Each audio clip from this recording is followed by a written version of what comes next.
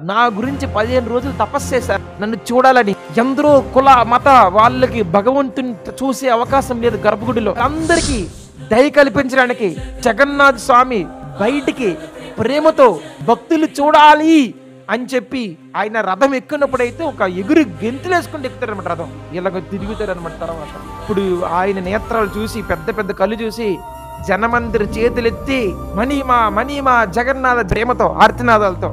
And Swamy also ఆయన కళ్ళు ఇంకా ఇంకా ఇంకా ఇంకా పెద్దగా అవుతుంటాయి. మన కళ్ళు చిన్నవి, ఆశ్చర్యం వచ్చినప్పుడు కళ్ళు పెద్దగా అవుతాయి.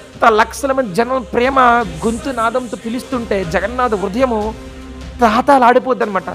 వీళ్ళకి ఏమిచ్చి నేను రుణం తీసుకుంటాను, నాకు ఒక్కసారి ద్రౌపది పిలిస్తే నేను రుణపడ్డానని చెప్పాను ద్రౌపదికి. ఇదిగో ద్రౌపది అమ్మ నువ్వు నాకు పిలిచావు కదా, నేను రుణపడిపోయాను. ఇన్ని లక్షల మంది నన్ను పిలుస్తున్నారు ప్రేమతోనో. ఖచ్చితంగా నన్ను నమ్మి కొన్ని వేల కిలోమీటర్ల నుంచి వచ్చిన వ్యక్తులకి వీళ్ళు నా కోసం వచ్చారు.